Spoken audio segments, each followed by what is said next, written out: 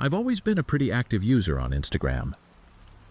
Sharing my life through pictures, connecting with people, and getting those little hearts on my posts made me happy. When I moved to Los Angeles for work, I thought it would be fun to document my new life in the city. My account was filled with snapshots of the beach, hikes in Griffith Park, trendy cafes, and the occasional celebrity sighting. My followers loved it, and I enjoyed the attention and interaction. A few months into my move, things started getting a bit strange. It began with an innocent comment on a photo I posted of a coffee shop in Silver Lake.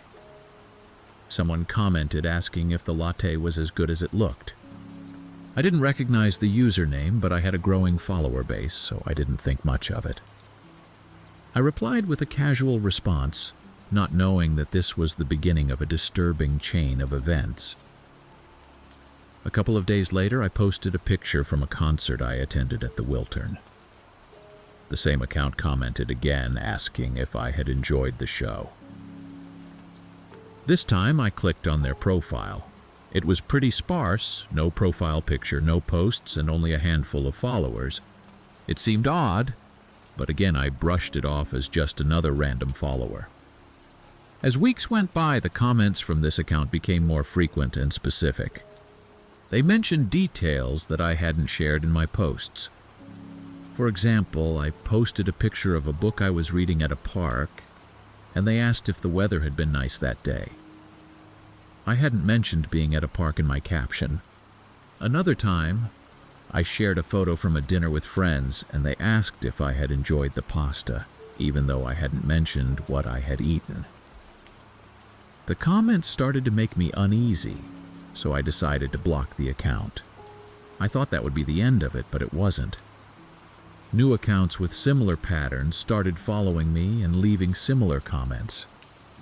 Each time I would block them, and each time a new account would take its place. It felt like someone was going to great lengths to keep up with me. One Saturday, I decided to go for a hike in Runyon Canyon. I posted a selfie at the trailhead, excited to share my adventure. About an hour into my hike, I took a break to catch my breath and check my phone. There was a new comment on my selfie from another one of these strange accounts. It simply said, "Be careful on the trail." A chill ran down my spine. I looked around, half expecting to see someone watching me, but there were just other hikers enjoying their day. I tried to shake off the creepy feeling and continued my hike, but I couldn't fully relax. When I got home, I went through my followers and blocked any accounts that looked suspicious. It was exhausting and made me paranoid. Things escalated one evening when I posted a picture of the sunset from my apartment balcony. My location wasn't tagged, and there was nothing in the photo to indicate where I lived. Yet within minutes, a comment appeared asking if I enjoyed the view from my apartment. This was the final straw. I decided to take a break from Instagram and make my account private. For a few weeks, things were quiet. I didn't post anything, didn't check my notifications, and tried to enjoy my life offline. My anxiety started to subside, and I felt a sense of relief. But then one night something happened that shattered my sense of security. I was walking home from work, scrolling through my phone, when I noticed a reflection in a storefront window. It was a man walking a few steps behind me, matching my pace. I sped up, hoping to lose him, but he kept up with me. My heart raced as I turned the corner and darted into a crowded cafe. I watched through the window as the man walked past, looking around as if searching for something or someone. I stayed in the cafe for a while, trying to calm down. I convinced myself that it was just a coincidence, that he wasn't actually following me. But I couldn't ignore the gnawing feeling that something was very wrong. When I finally left, I took a different route home and kept looking over my shoulder, making sure I wasn't being followed. That night, I had trouble sleeping. Every noise outside my apartment made me jump. I double-checked the locks on my doors and windows, but it didn't help. The next day, I called my best friend and told her everything. She insisted that I go to the police, and reluctantly, I agreed. At the police station, I explained my situation. They took my statement and told me they would look into it, but I could tell they didn't take it very seriously. Without concrete evidence or a clear threat, there wasn't much they could do. They advised me to be cautious and to report any further incidents. I left the station feeling frustrated and helpless. I decided to take matters into my own hands. I bought a security camera for my apartment and started being more vigilant about my surroundings. I also decided to deactivate my Instagram account entirely.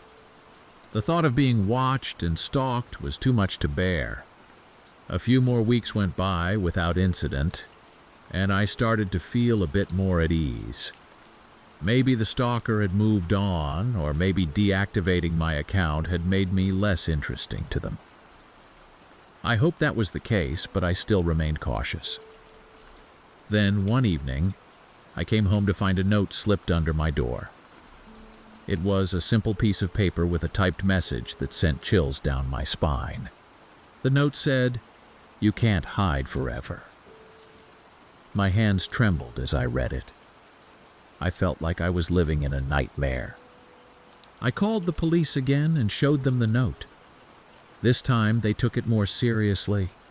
They assigned an officer to patrol my neighborhood and suggested I stay with a friend for a while. I packed a bag and went to my best friend's apartment, grateful for her support. Staying with my friend helped, but the fear didn't go away. I constantly looked over my shoulder, jumped at every noise, and had trouble sleeping. The police didn't find any leads, and the patrols didn't seem to deter whoever was stalking me. One day, while I was at my friend's apartment, I received a message from an unknown number. It was a photo of me, taken that very moment, sitting on my friend's couch. Panic set in as I realized the stalker knew where I was, even after all my efforts to stay hidden. I showed the photo to my friend, and she immediately called the police. The officers arrived quickly and searched the area, but they didn't find anyone. They advised me to change my phone number and to avoid using social media entirely. It felt like my life was being stripped away piece by piece. The things I once enjoyed had become sources of fear and anxiety. Despite the precautions, the stalker continued to find ways to torment me. I would receive emails from new accounts, each one more threatening than the last. They described my daily activities in detail, letting me know they were always watching. I felt trapped and powerless, unable to escape their grasp. The breaking point came when I found my car vandalized. The windows were smashed and the tires slashed. A note was left on the windshield with a chilling message, reminding me that I couldn't hide. I knew I couldn't stay in Los Angeles any longer. It was no longer safe for me. I decided to move back to my hometown, a small city in the Midwest where I felt I could be safer.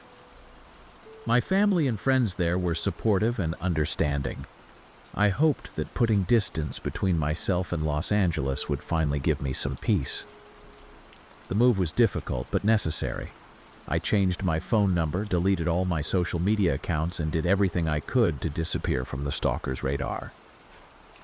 The fear lingered, but I tried to rebuild my life and regain a sense of normalcy. It's been a year since I moved back. I still have moments of paranoia, but things have slowly improved. I'm careful about what I share online and who I trust. The police in my hometown have been supportive, and there haven't been any new incidents. I often wonder who the stalker was and why they targeted me. Was it someone I knew, or a complete stranger who became obsessed with my online persona? I'll probably never know. What I do know is that the experience changed me. I'm more cautious now, more aware of the potential dangers of sharing my life online. I've always been into fitness, and a couple of years ago, I decided to create an Instagram account to document my journey. My goal was to inspire others and keep myself motivated by sharing my progress, workout routines, and healthy recipes. I also started following other fitness influencers and connected with a community of like-minded people. One day, I decided to take things up a notch and begin doing Instagram lives of my workouts. I thought it would be a fun way to interact with my followers in real time and answer their questions on the spot. The response was overwhelmingly positive. People loved the live sessions, and my follower count started to grow rapidly. I began to schedule live sessions regularly, and they became a highlight of my week. I'd set up my phone in my home gym, start the live stream, and go through my workout while chatting with viewers. I'd answer their questions about form, share tips, and even take requests for specific exercises. It felt like a virtual fitness class, and I loved the sense of community it created. One day, I announced a special live session where I'd do a marathon workout, 3 hours of intense exercises with breaks in between to chat and answer questions. It was a way to celebrate hitting 100,000 followers, and I was excited to connect with so many people at once. I spent days planning the workout and promoting the event on my Instagram stories. The day of the marathon workout arrived, and I was pumped. I set up my phone, made sure everything was in place, and started the live session. People from all over the world joined in, and the comments section was buzzing with excitement and encouragement. I began with a warm-up, then moved on to strength training, cardio, and stretching, interspersing each segment with Q&A breaks. About an hour into the session, someone in the comments asked if I could show my setup, the equipment I used, and how I arranged my home gym. It seemed like a reasonable request, so during one of the breaks, I picked up my phone and gave a quick tour of the room, explaining each piece of equipment and how I used it. That's when things started to get weird. As I was showing my gym, I noticed a user in the comments repeatedly asking if I could open the window to let some fresh air in. It seemed odd, but I ignored it and continued with the tour. When I finished, I put the phone back on the tripod and resumed the workout. The comments about the window didn't stop. More users joined in, asking me to open it. It was summer and my air conditioning was on, so I didn't see the need to open the window. I found it strange that so many people were fixated on it, but I chalked it up to a weird joke and moved on. As the session went on, the comments became more insistent. People started saying it was dangerous to exercise in a closed room, and that I should really open the window. I began to feel a bit uneasy. The comments didn't seem like jokes anymore. They felt like demands. I decided to address it directly, explaining that I was comfortable and didn't need to open the window. That's when a new comment appeared. "Look outside." My heart skipped a beat. The comment stood out, bold and demanding. I paused the workout and glanced at the window. The blinds were closed and I couldn't see anything outside. Curiosity and a growing sense of unease compelled me to walk over and open the blinds. I peered out, expecting to see nothing unusual. Instead, I saw a man standing across the street looking directly at my window. He was holding a phone, and it was pointed towards me. Panic set in. I quickly closed the blinds and stepped back, my mind racing. Had this person been watching me the entire time? I tried to keep my composure for the viewers, but my hands were shaking. I decided to end the live session early. I apologized to my followers, explaining that something had come up and I needed to go. The comments section erupted with questions and concerns, but I couldn't focus on them. I ended the stream and immediately called the police, reporting the man outside my window. The police arrived quickly, but by the time they got there, the The man was gone. They took my statement and promised to keep an eye on the area, but there wasn't much they could do without more information. I was left feeling vulnerable and exposed. That night I couldn't sleep. I kept replaying the live session in my mind, wondering if I had missed any other signs that something was wrong. I decided to take a break from Instagram and focus on my safety. I installed security cameras around my house and made sure all the windows and doors were securely locked. A few days later, I received a direct message from an account with no profile picture and a random username. The message said, "You can't hide forever." My heart pounded in my chest as I read it. I reported the account to Instagram and blocked it, but the fear lingered. Determined not to let this incident control my life, I decided to go back to my normal routine, but with more caution. I resumed posting on Instagram, but I avoided live sessions and stopped sharing real-time updates. I also became more mindful of my surroundings and took precautions whenever I left the house. Despite my efforts, the fear of being watched never completely went away. I started to notice little things that made me uneasy. A car parked outside my house for too long, a person lingering nearby, or a strange noise at night. I reported each incident to the police, but without concrete evidence, there was little they could do. One afternoon, I decided to go for a run in a nearby park. It was a beautiful day, and I hoped the exercise would help clear my mind. As I jogged along the trail, I noticed someone following me. At first, I thought it was just another runner, but every time I changed my pace or direction, they did the same. Panic set in, and I decided to head back to my car. I picked up the pace, but the person kept up with me. When I reached the parking lot, I looked over my shoulder and saw them standing at the edge of the trail, watching me. I quickly got into my car and drove away, my hands shaking. When I got home, I called the police again and reported the incident. They took it seriously and promised to increase patrols in the area.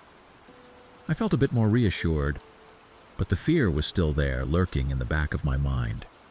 Determined to regain control of my life, I decided to take self-defense classes.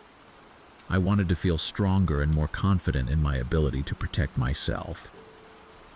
The classes helped, and I started to feel a bit more empowered. I also joined a local running group, hoping that the safety in numbers would help ease my anxiety.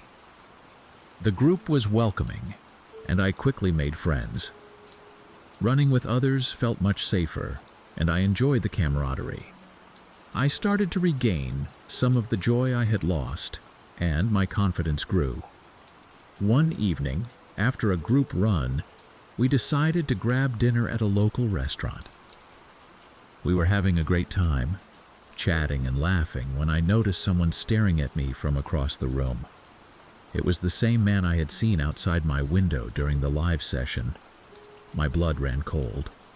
I tried to stay calm and discreetly told my friends what was happening. They immediately offered to walk me to my car and make sure I got home safely.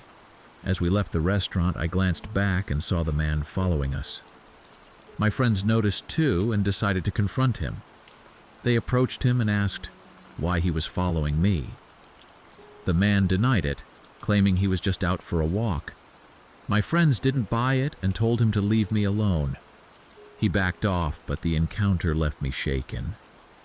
When I got home, I called the police again and reported the incident. They took my statement and promised to investigate further. I also shared the information with my running group, and they offered to keep an eye out for any suspicious activity. The next few weeks were a blur of anxiety and vigilance. I continued with my self-defense classes and took extra precautions whenever I went out. My running group was incredibly supportive, and their presence helped me feel safer. One day, I received a call from the police. They had identified the man who had been following me.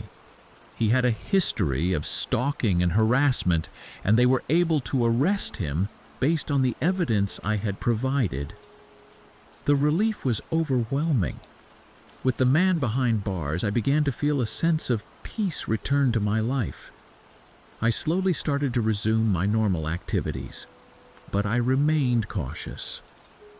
The experience had changed me, and I was determined to never let my guard down again. I decided to share my story with my followers on Instagram, hoping to raise awareness about the dangers of oversharing and the importance of personal safety. The response was overwhelming. People reached out to share their own experiences and offer support. It felt good to know that my story could help others. Last summer, I decided to take a short trip to Chicago. I had always wanted to explore the city, see the sights, and take a break from my routine. I found a quaint little Airbnb in a neighborhood called Wicker Park. It was close to the famous 606 Trail and had a lot of trendy cafes and shops nearby. The place looked great in the pictures on Instagram, cozy and clean. When I arrived, the host had left a key under the mat, and I let myself in. The apartment was on the top floor of an old building, the kind with creaky wooden floors and narrow hallways. It had a certain charm to it, with vintage furniture and lots of plants. I dropped my bags, took a quick shower, and decided to head out to grab some dinner. The neighborhood felt vibrant and alive, and I found a nice little diner where I had a delicious burger and fries. After dinner, I strolled around the area, taking pictures for my Instagram and enjoying the evening. I walked along the 606 Trail, which was beautiful at sunset. I felt relaxed and happy, excited for the days ahead. As the night fell, I made my way back to the Airbnb. It was a quiet walk back. The streets were dimly lit, and the occasional car drove by. When I got back to the apartment, I noticed something odd. The door was slightly ajar.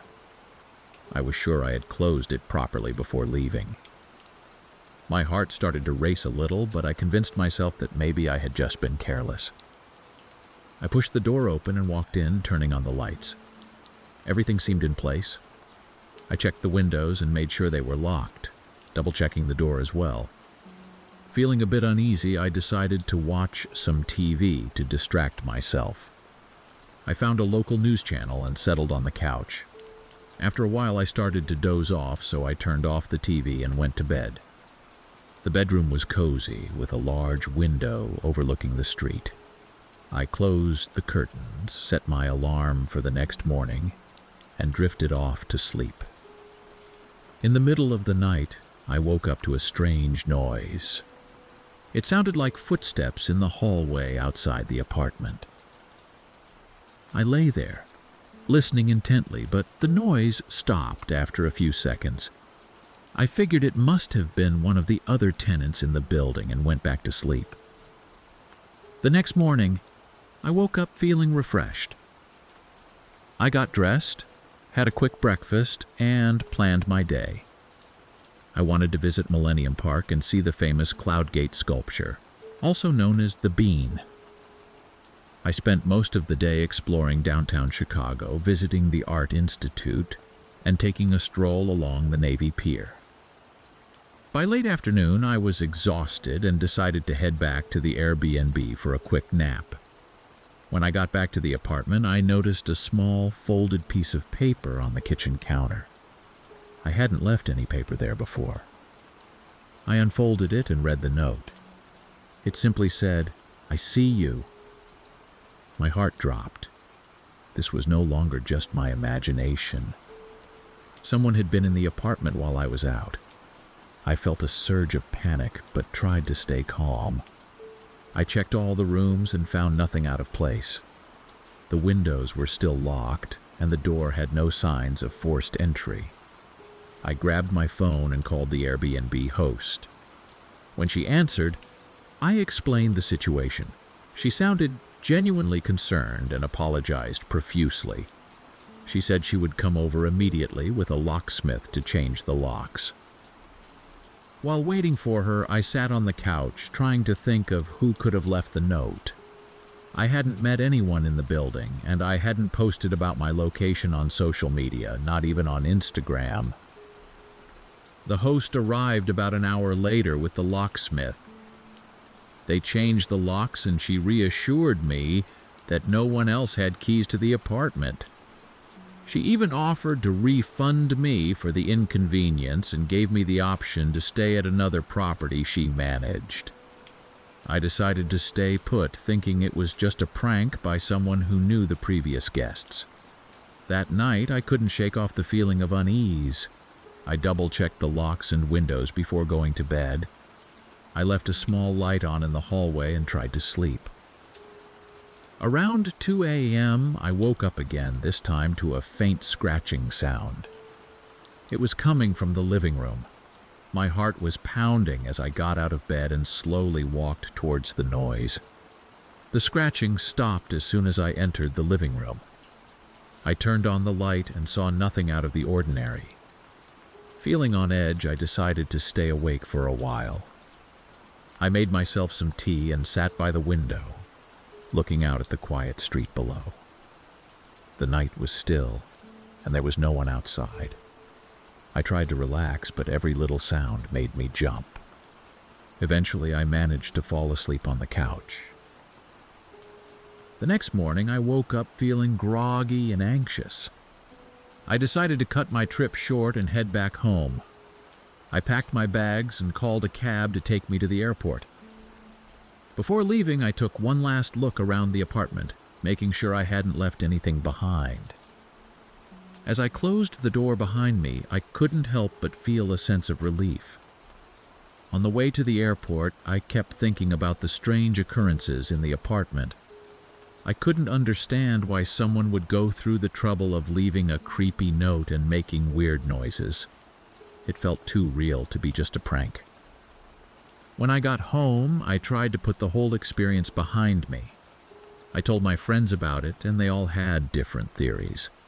Some thought it was a previous tenant playing a prank, while others suggested it could have been someone with a spare key. I didn't know what to believe, but I was just glad to be home.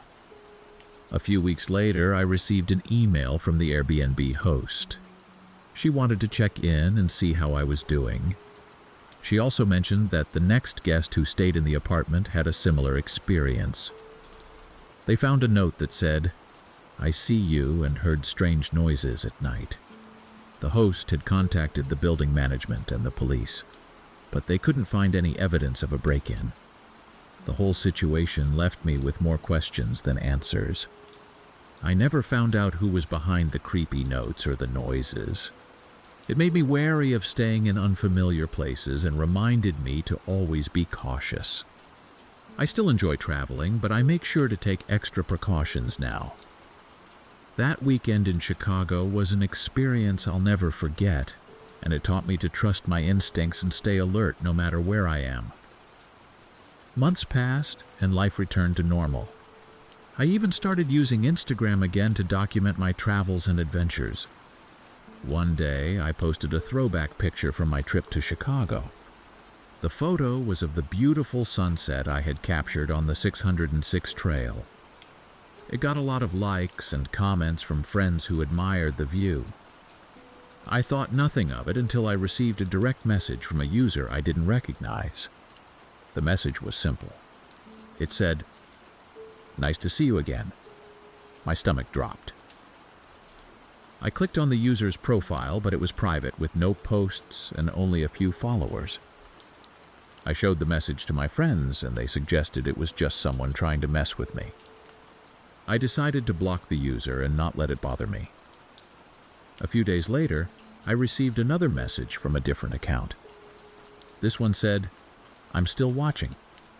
It was unsettling, to say the least. I blocked that account too and started to get paranoid about who could be behind these messages. I double-checked my privacy settings and made sure my posts were only visible to my friends. I even considered making my account private, but decided against it, thinking it was just someone trying to scare me.